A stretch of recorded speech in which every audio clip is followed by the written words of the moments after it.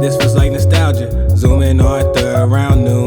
Cookies on the plate, watching Walk Cousins a boomer fool. Soaps on in an hour, switching channels, long commercials, man. What the freak is fibromyalgia? I'm just waiting on the big three. Let me take the time to send them flowers. You're the pillars of me, Mr. Burton, Ross, and Rogers with their philosophies. Comment, like, and subscribe, or else. Hey, first of all, thank you for being here. I am so hyped that I know this guy who's gonna be a future professor one day. When you told me that shit is cool, bro. I ain't gonna lie to you. Absolutely, I appreciate that. Just try to teach the kids, you know what I'm saying? The brain. Yeah, my boy. We gonna get into your your social media stuff a little bit more later, but I want a quick synopsis. Tell us about your podcast and stuff, man. Absolutely. So plug your shit. So for all those that are listening, this is Tonio the Scientist from the Nerd Podcast. The Nerd Podcast is an educational podcast where we talk about all things neuroscience. Whether you're a beginner wanting to learn more about how the nervous system impacts your daily life experiences, or if you're an expert looking to listen to different perspectives of how different researchers, consider doing neuroscience research, that is the place to be. It's real cool. Some episodes you'll hear the little man of the hour or the brain of the hour, Mr. Ray himself, real cool dude. But in all actuality, the podcast is just trying to teach people about neuroscience and increase the public awareness about this delicate and beautiful system of the body that just really impacts our life experiences. So if you have the opportunity, the Nerd Podcast is on Spotify, Apple Podcasts. We also do have a YouTube channel, and just check us out, man. So I just want to say this. So what am I? How am I supposed to address you first of all? Now that you're in a grad program, you know what? You can address me as you still can address me as Antonio. I'm close. I'm getting real close to being that doctor. I was gonna say you almost at that doctor. Yeah, now. I'm almost there. It's just so close, okay. Yet so far away. But you can still address me as a Can I say PhD student, Tonio? Yes you can, absolutely. Yes, you can. All right, Tonio is a good friend of mine from high school, and I've always known. So we used to play sports together. We used to be in like different classes together. But I've always known Tonio to be super smart, especially with science. But I did not know you were looking at neuro. So tell me a little bit about going through undergrad, and then like when did you decide I wanted to go after a doctorate? Absolutely. So check it.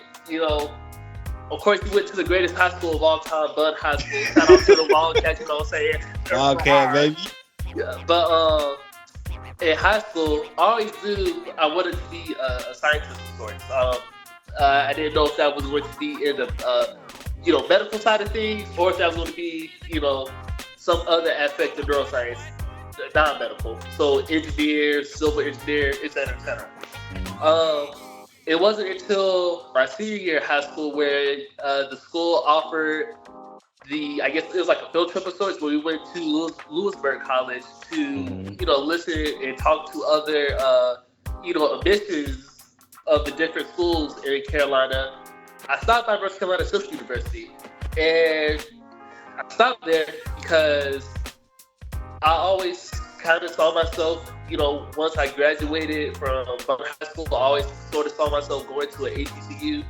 I picked North Carolina Central University because that was the only HBCU that none of my other classmates were going to. If you didn't talk to my classmates, everybody was going to either Winston-Salem State or A&T. Yeah, we ain't gonna hold it against you, man. I'm not gonna hold it against y'all. What you talking about? So it sounded like you were trying to avoid the distractions, really. That's more. It was avoiding the distractions, but then there were some really new distractions. Boy, I tell you. Yeah. That's part of that maturity, that growing up right there. You got to go through that. Yeah, yes, sir. You feel me. So, I definitely, went to North Carolina State University. What was your major back then? It was actually pharmaceutical sciences. I saw myself, becoming, after, graduating high school and going to North Carolina Central, I thought I was going to be a certified drug dealer, right? Mm-hmm. Then I got to college, and I was taking classes, on my way trajectory route to, pharmacy school. But the classes I was taking, I was like, you know what? Nah, this ain't it. I don't think I like this anymore. Plus, there's a whole bunch of biology that at the time I just really was not really about to spend studious hours studying different anatomy for a testing source. I went through that too, man. After my freshman year, I was like, do I really want to sit here with this bio degree if I don't have to? That's what I'm saying, bro. Man, I'm telling you, just us bioscience kids, we a special breed of people, very special breed of people. But then, talking to a professor, his name was Dr. Tonio Baines. One of the reasons why I met Baines, bro. Shout out Baines. Yeah, shout out That's Baines. a cool dude, my guy. Yes, I'm telling you. And one of the main reasons why I connected with him is because he shared the first same name. I was like, I think he kind of took my first name. He's like, that's impossible because I was like, who did? So connected with him and just talked to a little bit about some of the stuff that he was doing, but because he was a professor at North Carolina State University. But he also was doing research, and so he was like, well, if you don't think pharmacy school is the best way, maybe you should consider doing research. And I was like, I actually don't know what research is, but, I'm going to see what's it about. Went to an internship, seminar that the school was hosting. It was actually called the Bridge to PhD Neuroscience program. I met the director of the program. He's no longer the director, but his name was William Atchison. Really, really phenomenal guy. So after going to that internship seminar, I applied to the program. I got in. That program allowed me to come to Michigan State, where I'm currently in grad school for. And that first internship experience where I was doing neuroscience research just blew my mind. Like literally. Like that's dope, dude. Every day was a really positive, enriching experience. Just going into the lab that I was, doing the research in, learning more about the anatomy of the enteric nervous system, which is the nervous system for the gut. It was just really fascinating, and I was like, wow, this is cool. West North Carolina State University, had like a opportunity for me to, dive into these things. But unfortunately, at the time, they didn't have, classes or anything where I could learn more about the entire nervous system. So that summer internship, just changed the whole trajectory of my life, where I started off, wanted to be a pharmacist, but then after that internship, I was like, research, this is the way to go. And then neuroscience is just a really magnificent and beautiful field. There's a lot of new knowledge just waiting for us to just tap into, to discover. We don't know enough yet about neuro. We don't, not at all. That's a beautiful thing, bro. You're still early in the discovery phase, Yeah, tell you, it's truly a beautiful thing. It really is. And so, after that internship, I was like, all right, that's it. No, nothing else matters. I'm about to, hit this grind so I can become a PhD in neuroscience. And so from there, that's where it all got me, to neuroscience. It also led me back to Michigan State for my graduate studies. I want to say too, because this is I love your story. For the people that always ask, what do you really get out of college? There's no reason to go. My biggest thing that I don't think going to college guarantees you a job. I don't think it guarantees that you learn anything technically relevant. I think it teaches you how to learn. But to me, the biggest thing about college is it's probably one of the few times in your life where you're going to be put in a place where anybody that you run into might put you on. Absolutely. And you never know who it's going to be. The opportunities I had for internships and, figuring out my journey to dental school all came from people I met through college. Like, I would have never had the opportunities if I stayed home. Absolutely. Same thing for all my people doing well. Like, they met somebody and that person either gave them good advice or they told them to talk to somebody, or hell, some of them say, come fly out to my state and I got you. Like college is a great networking opportunity. And I really think if you are willing to listen, willing to take chances, it's going to pay out more times than not. Absolutely. So I just wanted to say that. That's my little soapbox right there. Yeah. Is it okay if I add to the soapbox? Oh yeah, go ahead.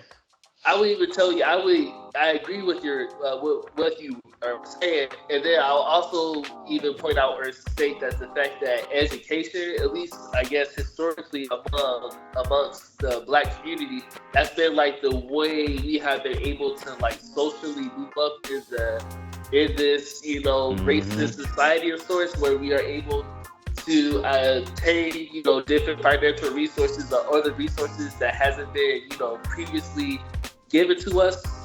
So college it can be some of the greatest years of your life, but it also can be the worst nightmares of your life, depending on how you navigate. Very true. I was just talking to somebody earlier today, where we were talking about if you're not going to go to college without having a plan, that could cause more harm than good.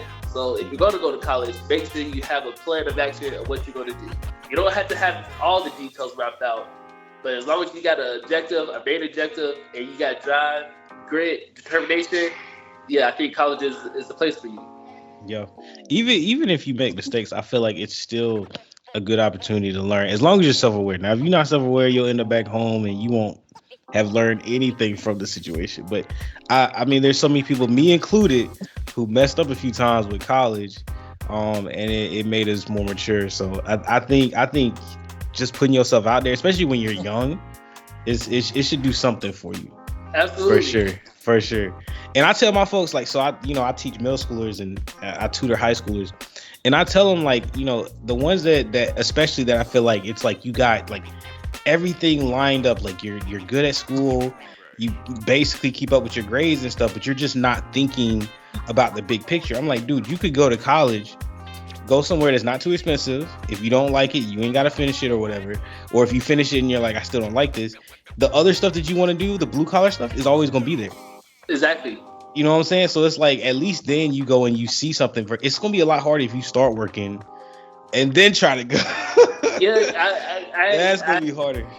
I think I see that, not necessarily I have lived that personal experience, but just, talking to other people that have lived that experience, I can see, because sometimes they're like, man, I should have done something different. It's just like, but look, I got a lot of facts about that. I feel like people limit themselves a lot. But this is about you. This is about this neuroscience. So you went undergrad. You found out you liked the research, and you decided you wanted to do a doctorate. Tell me a little bit about, I guess, applying for those programs. What's that like? Did you have to get, like, what do you need for a good application to a doctorate program? For a doctorate program, I think these are the things that you really want to focus on: your personal statement, your letters of recommendation, and I will also say the third thing. I will also mention that you got to have like a pretty solid GPA. But right underneath that GPA, is the research experience. Okay. Graduate schools, they really seek out students with that experience of doing different type of research, or having very unique experiences that can help them, help put the program in a better light. So, for instance, I might have studied, I didn't do this, but hypothetically, I were to study psychology, in undergrad. However, I had, clinical, like, work experiences where I'm actually helping people develop, like, different clinical trials, or helping doing certain experiments within the clinical trials of sorts, or, volunteering, at a hospital for a neurosurgeon, just helping with the preparation of his, surgical utensils, such that he can perform surgery to the best of his abilities. Those types of experiences, very unique, but also extremely relevant to the field. And so graduate programs, they really, really like to see those things.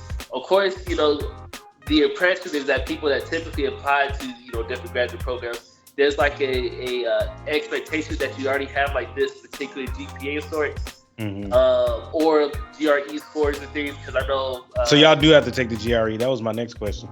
Yes. Okay.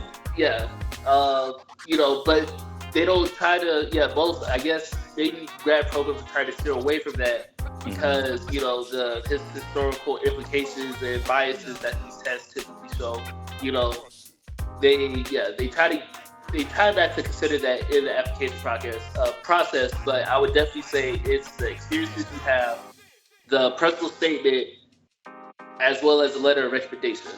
Those are the big three I would tell people to focus on.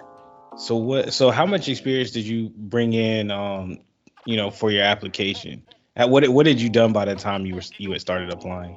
Yeah, let's see. So I applied, or I got into grad school this fall of 2019. So prior to that, I did this post-bac program, which is I think this is another thing that people just don't talk about enough. But a post-bac program is essentially a year-long internship where you're able to gain more research experiences. Nice. And also, they, depending on how good the program is, post-bac program is, they'll be willing to pay for you to prepare you to take the GRE and even help finance some of the, application fees when you're applying to grad school. Because, it costs. That's fire. That's fire. What else I do? I had multiple research experiences. So at North Carolina Central University, I was able to find somebody that did neuroscience research, but it was very interesting. What we were doing in the lab was we were synthesizing the bullet ant venom. It's called panerotoxin. Yeah, really fascinating chemistry. Yeah, just to be able to take different compounds and mix them together to cause a chemical reaction. It was like, wow, that's pretty interesting. And then additionally, I still had those. I had 2 Michigan State internship experiences under the same program, where 1 year I studied the internal nervous system, sex differences in the internal nervous system, and then the second opportunity wasn't necessarily neuroscience related, but it was studying how high-fat diet disrupts a particular biochemical pathway in the kidneys. And that was pretty fascinating stuff. That's pretty cool. Now, I asked somebody in a master's. They said they didn't have to do interviews. Did y'all have to do interviews? Oh yeah, interviews. Okay. How it works, I guess, is you'll turn in your application. If they like you, they'll send you an email or they'll contact you just to ask you for an interview. Now, depending on the school, and I also think of depending on the resources, they typically bring you out to the university such that you can experience the university, see if it's a good fit for you, talk to the other graduate students or other students in the program, and you get to participate in social festivities. I put those in quotation marks. But you go through the interview process. Typically, it's a 1 to 2 day event. Sometimes it might even go into 3 days, just depending on what type of program it is. But you'll go through the interviews, interview different faculties. Particularly, sometimes those faculty are the ones that you're most interested in joining their lab to do research. But yeah, I guess it's like you can think of it as maybe the interview process where you're interested, you apply, you get to go interview, you talk to the other people around you to see if you could be your potential cohort buddies of sorts. But yeah, that's how it goes. That's how I feel like it should be. I was surprised because the guy I interviewed, my friend who's an engineer, he did a master's. He didn't have to do interviews. And then I interviewed Rita, and she also didn't have to do interviews. I was like, yo, like, whoa, that's wild for a law degree. That's wild. Yeah, they said, hey, we like you. Just show up. That's what it sounds like. Yeah, I guess But I think, in Rita's, because, Rita, that, she's like, I put this in quotations, but, that's the goal, right? Hey, no doubt. So I'm pretty sure when she applied, they were down at her feet, like, look. Because we want you. Like, right. So, but okay. I want to ask the master's student, was this also a STEM-based program, or was it something different? He said he did a lot of theory. I don't know if that helps your question. Okay, theory. Okay. He did automation, I think was his master's. Okay. It was like AI algorithms and stuff with manufacturing. Okay. Yeah. So that was a cool interview too. 'Cause I've been trying to get people that where I don't know anything about, because I feel like a lot of people do healthcare and stuff, which is cool. There's a lot of different grad programs out there. So for this little series, I want a mix of, whoever I think is doing some dope shit out here. Oh, absolutely. Yes, sir.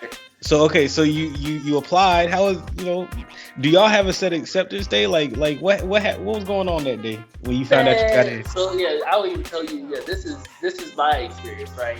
Mm-hmm. As I continue to look back on it, sometimes I'm like, wow, that really happened. But it don't feel real, do it? It don't. So after the graduation or the interviews and things, I would tell you I was under the impression like I'm getting ready to get this letter. You know what I'm saying? I'm about to make something shake. I'm gonna post it on Facebook like I got in. I'm about to do all of that. But apparently,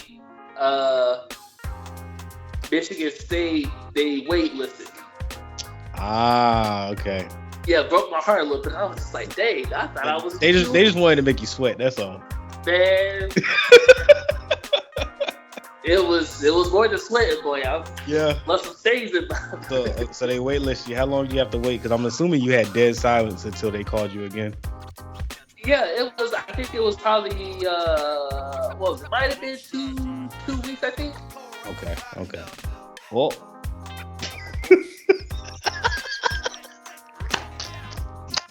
You alright? Yeah, that was my oh man, that's the camera phone. It's all good. The camera phone. Bro, you cut out like somebody snatched your ass. Yeah, that was our brother. He was calling me. I guess my brother. Yeah, Clip. He was calling me. I think he was just trying to call just to check in on me and stuff. Yeah, it's all good. Hey, but I'm calling, bro.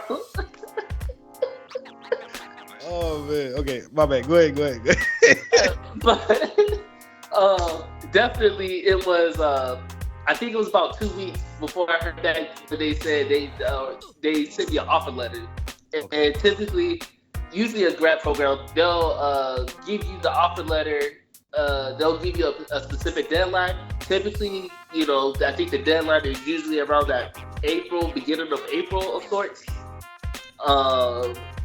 But yeah, because they notified me like at the beginning of March, and I think it was like 2 weeks later, then they offered me a letter, so then I accepted it, and yeah, that was it. That was it. So how was that transition? I mean, Michigan is not close to North Carolina, so how was that transition for you getting out there?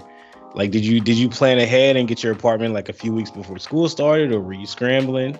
What was it like? Boy, I would tell you. So after the postbac program, because the postbac program was from 2018 to 2019. Mm-hmm. At the end of 2019, towards the end of the postbac program, I was staying on campus at the time, but because of the program and the campus stipulations, I had to move off campus. So luckily, I was able to connect with a buddy of mine to stay with him in his apartment, him and his roommate at the time. And so I stayed there until the program officially ended. Came back to North Carolina to enjoy my last summer before I do graduate studies. You did it right then. Oh yeah, absolutely, yeah. I would definitely tell you what I did was I went to summer camp. In summer camp in what was the name of that city? Zaconia, North Carolina. I think that's what it's called. It's called Camp Talisman. But where's that? It's I would tell you it's probably like 10 minutes away from Asheville. It's like in the mountains of sorts. The camp itself, it helps individuals or students and even I guess young adults with neurodevelopmental disorders, trying to get them exposed to the camp life or the camp experience. That's fire, dude. Yeah, it was fun. I would tell anybody, if you have never been a camp counselor before, you should definitely do it. It was a fun time. It was. That's awesome. So how'd you figure out your living arrangements and stuff? So it was during the summer while I was working at that summer camp. I was looking at different apartments of sorts. And some of my the person I was staying with before I came back to North Carolina, I liked the living space that he was living in.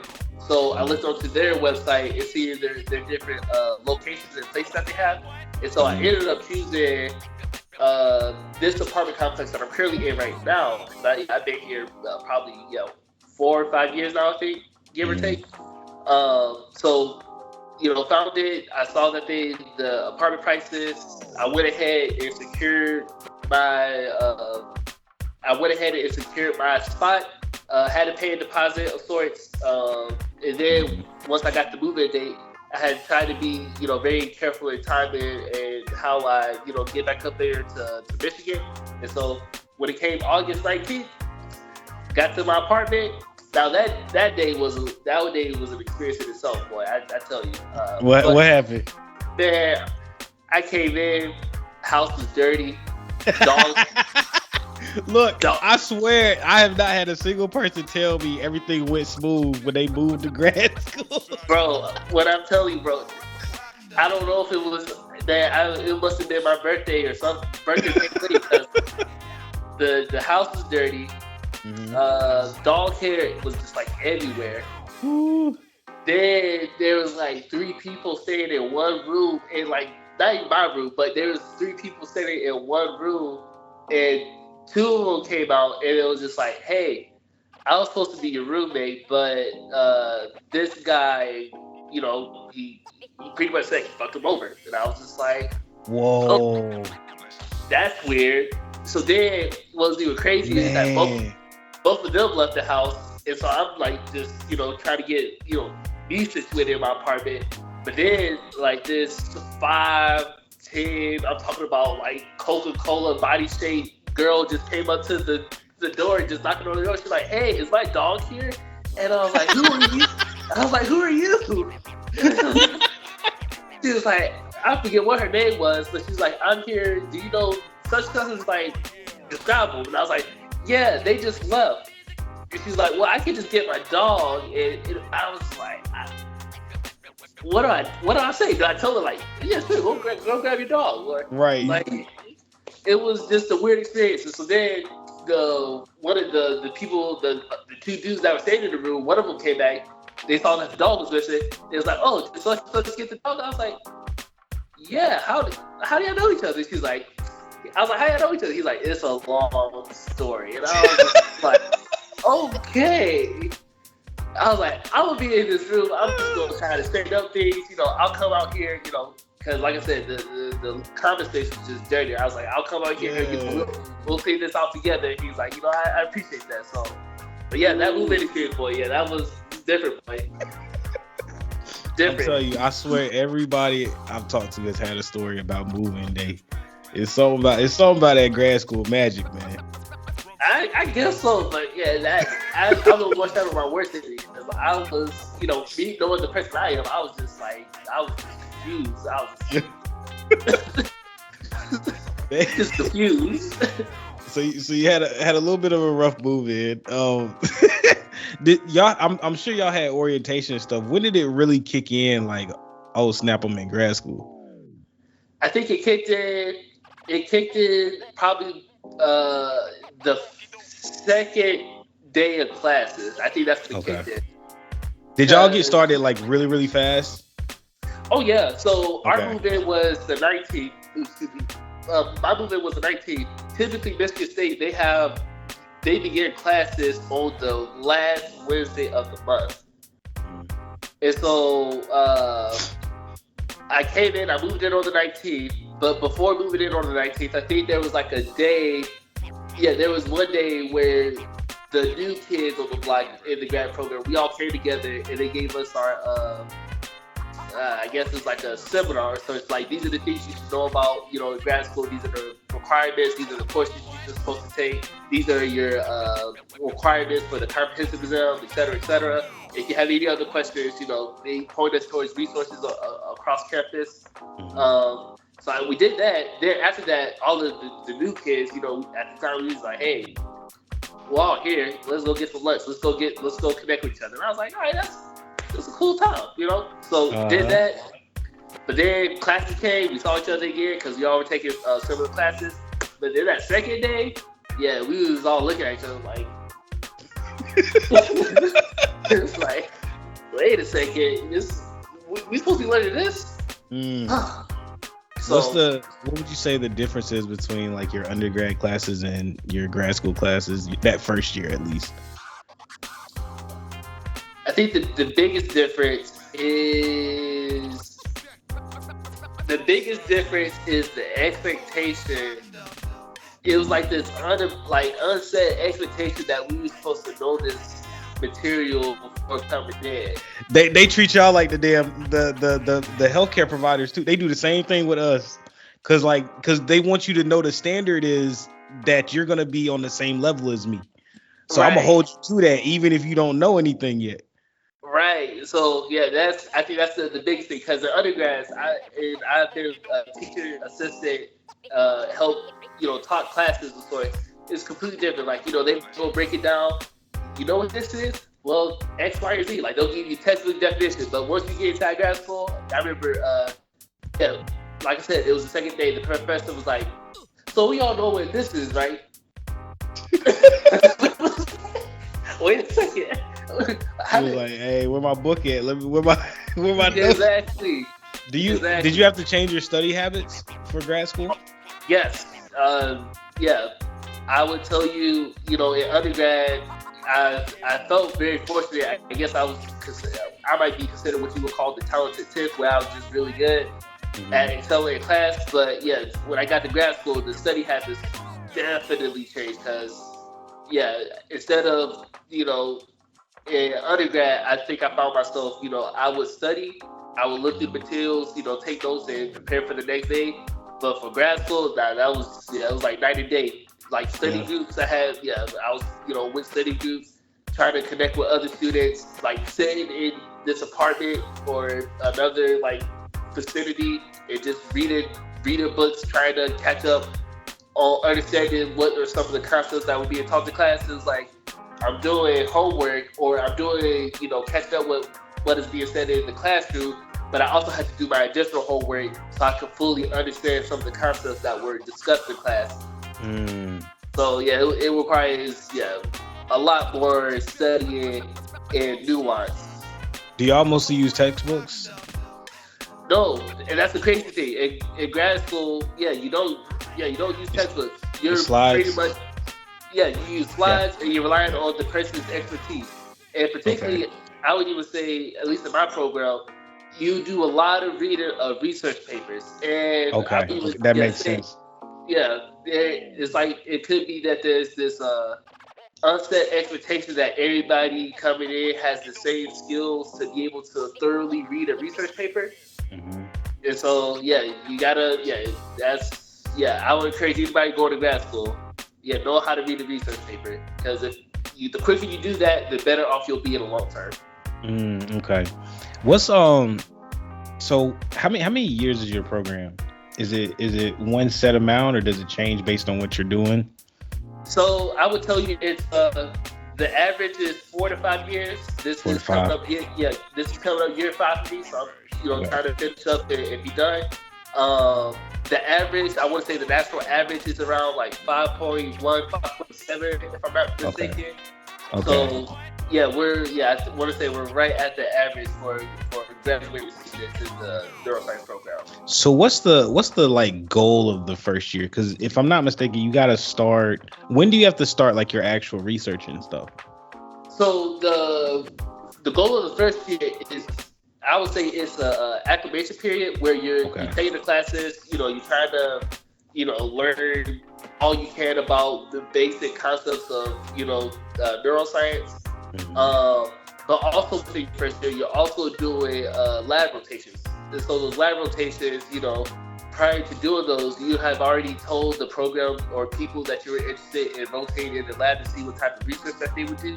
So for instance, for me, my first lab rotation was with this professor. His name is Brian Goldbranson. Very well-known researcher as it pertains to how enteric glia, so like these particular cells in the gut, how they're involved in inflammation and other sorts of diseases of the gut. He's really big in that. And so my lab rotation was trying to see how I could potentially learn about these enteric glia and how they are able to impact how these glial cells impact, inflammation pathways in the gut. And so I was working on a project, doing that, and thought it was cool, but I was like, you know what, I should probably go to another lab, just because this lab doesn't necessarily seem like the best fit for me. And so my second rotation, which was law school the first year, and who I ended up staying with is, her name is Rebecca Dickmeyer. But we are a lab that focuses on neurodevelopment, like trying to find different markers to treat or alleviate some of the symptoms that neurodevelopmental disorders cause. Okay. And so from there, once I joined the lab, that's when I began to think about my dissertation project and how this new novel, knowledge, how it'll, impact or change the way, neuroscience see things. That's awesome, my man. That's awesome. What let's see, how do I want to ask this? Was there anything that was like just truly unexpected? It's the discovery. It's relearning who I am. Bro, you go through so many like versions of yourself if you're trying to get a higher degree. Yep. It's crazy. Like I don't even feel like the same person from undergrad. Oh, me either. Absolutely not. Absolutely not. The smart person, the smart person I thought I was an undergrad. So yeah, that's what it is, bro. All this extra school and stuff I've done has taught me that I was so weak back in undergrad, bro. Always complaining, talking about I ain't had time to study. I had nothing but time. Yeah, nothing but time. I'm just sitting there and crying. Dude, it will teach you something about yourself. Absolutely. What was like have you had like a favorite experience or something that just stuck with you? I think some of my favorite experiences in grad school have been just interacting with the different communities that community spaces that I have taken up. So at Michigan State, there's this program. It's called the Alliance for Graduate Education Professoriate. And so what this program is this program to promote and retain Black and Brown professional students, graduate students in higher education. So some of my most like fond experiences in grad school has just been chopping it up or interacting with people in that program. I'm also the president of the Black Graduate Student Association. So sometimes we'll do like social events where we'll just get together. We'll just kick it. Like one of the last events I recall doing was like a kickback of sorts, where we was in like a basement somewhere on campus, and we were just it was a vibe. It was a good time. People were laughing, people were dancing, having a good time. It's just like seeing people being themselves. Within my neuroscience program, really, I would tell you I probably took it a step back from hanging out with people like within a program setting. But within my first 2 to 3 years, some of the events that were done in the neuroscience program, were some of the like best times of my life. Where it's just like connecting with people, it's like it's like this is all right. That's awesome, man. So you got so right around 5-ish years, you'll have to defend your dissertation, right? And then you get to be a doctor. Yep, that's what they say, What? Hey, look, man, just keep doing what you're supposed to do. You gonna get through it, like everybody else. You gonna get through it. Right. You just gotta keep pushing. What's your research on, if you don't mind sharing it? What's your goals for your program? So my research question is, how does gut bacteria impact maternal behavior? And also, what are those molecules, those neurotransmitters, those fatty acids? What are those, molecules? Which of them are contributing to how gut bacteria impacts maternal behavior? And so my research model is I study this in mice, and I would even tell you, Thomas, is just that in a lot of preclinical studies, so before it gets to the humans, in mice models, there has been a lot of research that shows that the composition of gut bacteria impacts, different social behaviors. Maternal behavior in itself is a social behavior. However, a lot of preclinical studies just haven't focused on maternal behavior. And so I took this stuff. I was like, well, I think this could be worthwhile, to investigate and see if are any differences in maternal behaviors if you change the composition of your gut. That's dope. Do you got any plans for after once you get finished with everything? Yeah, after I finish, the plan is there's this program at UNC Chapel Hill that I plan to apply to. And what's really great about that program is that it will allow me to continue to do research, but also it allows me to get back into the HBCU spaces because I'm hoping to be a professor at North Carolina Christian University, my alma mater. So I'm hoping to be a professor that does research as well as teach neuroscience curriculums at HBCUs. That's dope. I'm rooting for you, man. We gotta keep up. Oh, bro, I'm telling you. I think once I graduate, the world is mine. I'm about to. I don't know if you watch wrestling, but there's this character named Roman Reigns. He has this whole gimmick where he's just like, acknowledge me. I'm about to. Everybody gonna have to acknowledge me. It's about to be crazy. Yeah. I'm hyped to say I know a professor personally, bro. I feel like all the professors I know are old. Like, I could be like, yo, I grew up with this person. Like, that's pretty cool. Absolutely, yeah. And now we get to the age where you start to see people, get into their professions. Yeah, it is cool. You get to say, I know this person. Yeah, this is cool. It's cool. What's some advice you would give to yourself back in undergrad? Or even just to anybody that's thinking about going to grad school? Because I feel like we hear things all the time, and you have an idea, but it's never quite like. Most people don't quite reach where they're supposed to be. Like for me, like I used to think that I don't like school. I don't feel like dealing with it, so I'm just gonna not do some things. It's not how it works if you actually want to get somewhere as a doctor or a professional. So I had to grow up and mature from that, and that's something I would pass on to myself. Is there anything that you feel like you could have done better, or you wish you had known? So one of the things I really wish I would have known, or just, I guess maybe experienced a little bit earlier, is there's a lot of bullshit that occurs at the graduate level as it pertains to, I guess, diversity, equity, or inclusion. That's been a real hot topic, nowadays, particularly with social media or just people having the conversations. But one of the things I would have wished I would have told myself earlier, I wish I would have talked more to the professors at North Carolina Christian University and about their experience in grad school. Because I'm telling you, Thomas, when I tell you, last semester I went back to North Carolina Christian University just to chop it up with a professor. You know what she said to me? What? She asked me the question. She was like, so how is it? And I was like, well, what do you mean? She's like, has it changed? And I was like, what do you mean has it changed? I was like, what do you mean has it changed? Is this something? She's like, nah, you 1 or 2. I was like, she's like, you 1 or 2? And I was like, I'm 2. And she was like, do they teach you nicely? And I was like, ugh. And it's just like, yep, it's still the same. That isolation, I was like, how? Like, that's... I wish you would have told me that earlier. Yeah.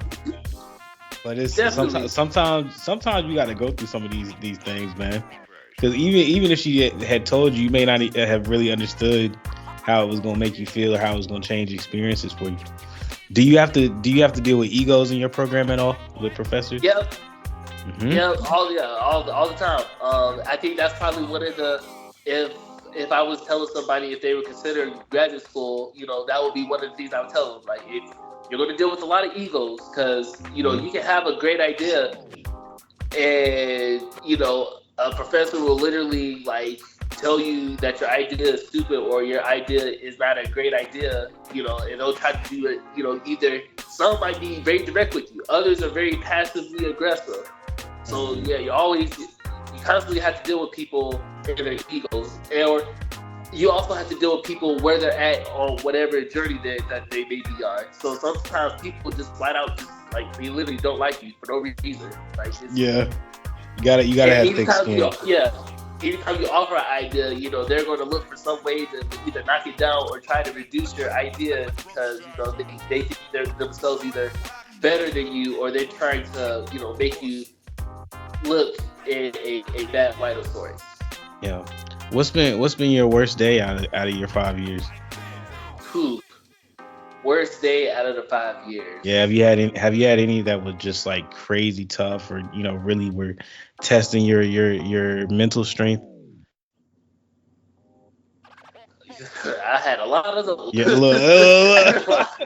How do you get through your bad days? One of the things I get through is prayer. I would even say I have this dope roommate. His name is Tonio. So sometimes if I'm having a bad day, I'll come up with my roommate or I'll tell him about my experience. And, once I tell him about my experience, it's just like he has an experience that is sort of similar to the experience that I faced. So it's like it's like we're validating each other. Like, yeah, like, what you're feeling isn't, necessarily, it's not a bad thing. Like this shit happens to me too. It's like, okay. Also, one of the things I like to do is, when I tell you those community spaces, just being a part of community, those places, do wonders. Because when I'm in those spaces, there's this synergy, there's this like appreciation of love and value that is just there in those spaces that are not always present in the other academic spaces on campus. So just trying to, like I said, being a part of good community that value and love each other. Talk to my roommate, and prayer. Because I'll tell you, I put the headphones on, got the music going on, just like, Lord, get me through the day, crank it out. Hey, that sounds like a good plan, man. Has it been hard keeping up with like family and friends and stuff? Yes, you got bro. in grad school? Bro, oh my gosh. I think that's one of the things in grad school. I wish I could, I guess I'm working on it now, but there's been a lot of opportunities where, people I went to school with or just friends in general, and family, like just staying in contact with them. Because, I'd be so focused on doing the research things, I forget to, make time for the people that have been praying and got me into the position that I'm in. And so, anytime I am having conversations with family members or friends, sometimes it's even hard to have a conversation because, it feels like I'd be out of touch, Yep. Man. Everybody's going in different directions, and it's so hard to still connect, man. Especially with how little time you have. Yeah, absolutely. And so, I remember talking to my mom the other day, and I was just like, man, this is different. This is different. It's different, man. Yeah, man. So tell me, this has been a great interview so far. Tell me about how you ended up deciding to do the podcast, because I like it. I watched some episodes or listened to some episodes in the past. I hadn't watched the one that popped up with the video, but I think that's dope that you got the sofas. That's awesome. But what made you? If anything, shout out Risky Studios, East Lansing, Michigan. Shout them out. Black on recording studio. They good people. That thing, that stuff is tough. So we'll definitely plug them. So what made you decide to do it? Because Thomas, man, as a neuroscientist, we always talk about representation. In the STEM field, even when I was the other guy, we always talked about like this presence of representation and how that matters to people across the world. In particular case of neuroscience, in the context of all other science, neuroscience is like the youngest science out there. It's like only literally 100 years old. If we don't consider AI stuff, but that's also a little bit neuroscience. Like it has some neuroscience underpinnings. But there's so much opportunity for discoveries, new knowledge, and I know me personally, I wish I would have been exposed to neuroscience when I was younger. Instead of being exposed to as a college student, right? If I would have got that in like grade school or either elementary, middle school, oh man, I feel like I would have had the cure for, IBS or like some like foundational, some problematic thing that happens with the nervous system, right? Like I would have, that's what I feel, or that's what I believe. And so the podcast is just a way for me to help other people, gain and appreciate neuroscience values and see how that, impacts their life experiences. But then also, I plan to use this podcast as a teaching practice, such that as I'm teaching students about neuroscience, I'm also trying to help them develop these translational skills of sorts, such that in case they decide not to stay in STEAM or if they decide not to stay in neuroscience, they can take skills with them that makes them applicable with whatever life or career choice they decide to do. So, more of the story, the podcast I created the podcast to teach people about neuroscience that I will then use to teach my students about neuroscience so that they can learn translational skills that can help them in whatever career choices they decide to do. That's awesome. And I think you made a good point. I know when we were coming through school, you didn't see a lot of like computer skill stuff. Like they're like now kids are doing baby versions of coding in middle school and high school. And I think I might have went a different pathway if we had it back when I was there. Because watching my brother do it and some of the other kids like make like they're literally making their own little mini video games and stuff. It's really, really cool. That's tough. So I think if you're able to introduce things to people, that's something that can really help society a little bit more, Absolutely. And then, we coming from good old Bond, North Carolina. Good old BUNN. Right. And so, there's literally no resources like out there for us to like tap into that. So, as I continue to elevate and get into different spaces and, listen to other people's, lived out experiences, I just listen and think like they had all of these resources or opportunities like presented to them, or, they were in spaces that had the resources or opportunities present.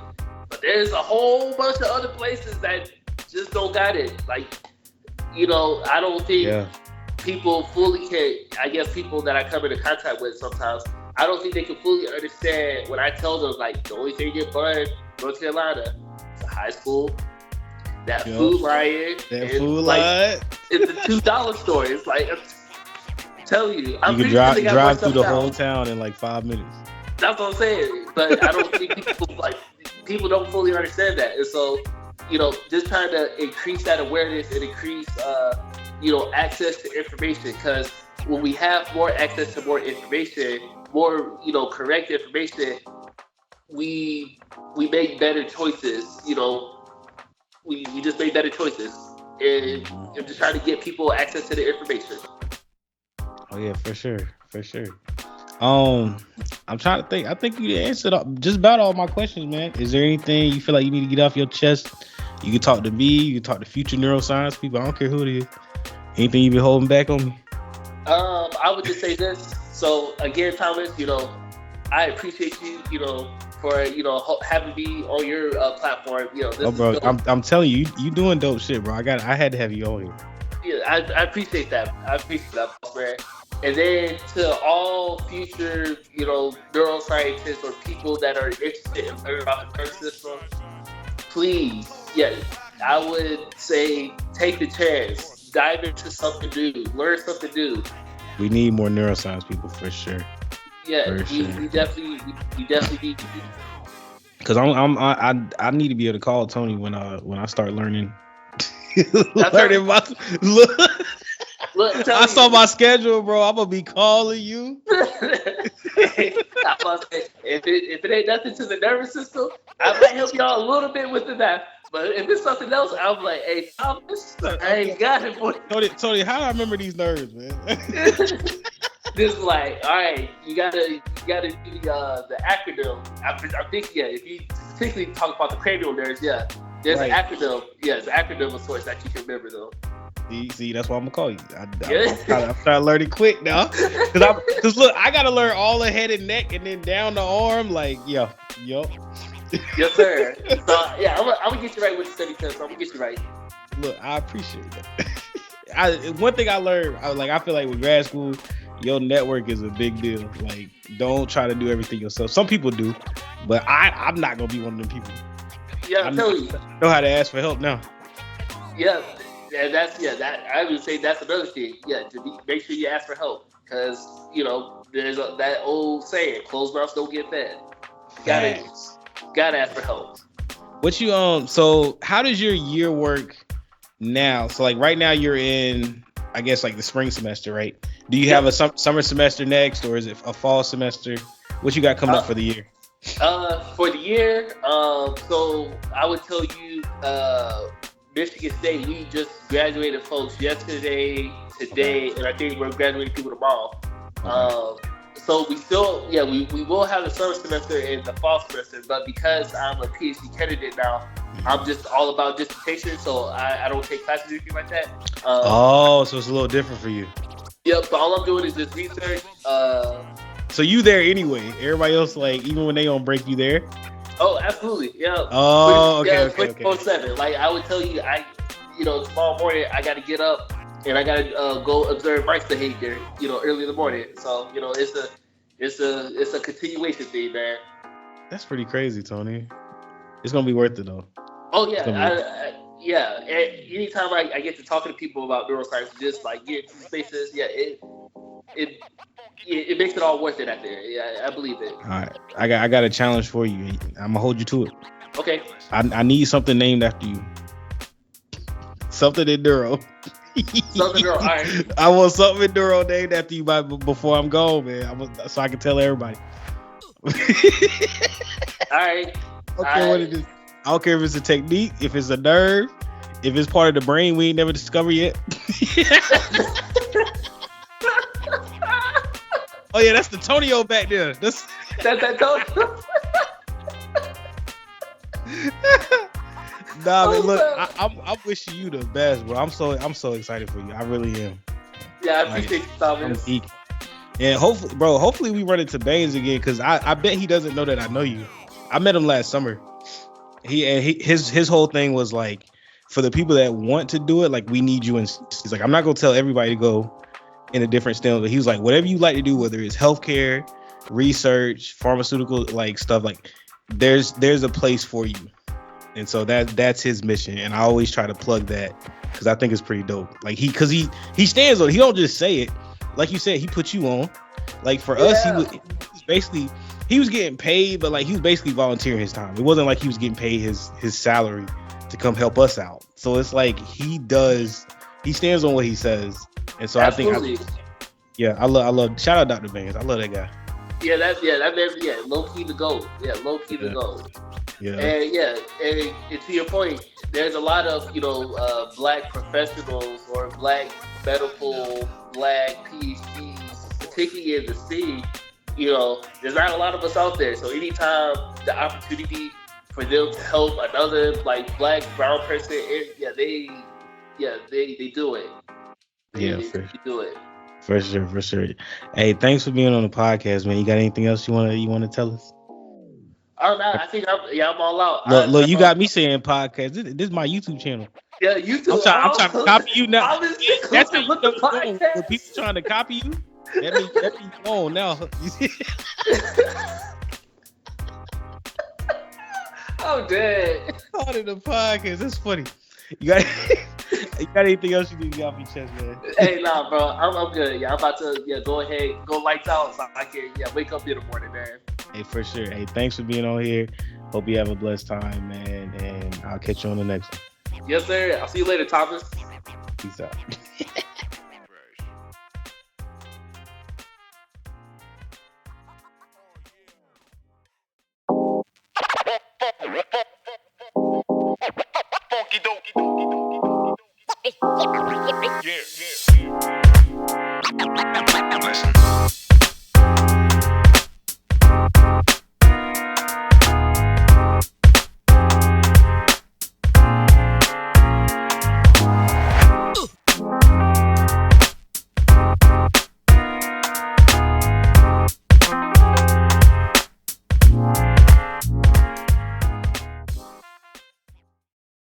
comment, like, and subscribe. or else.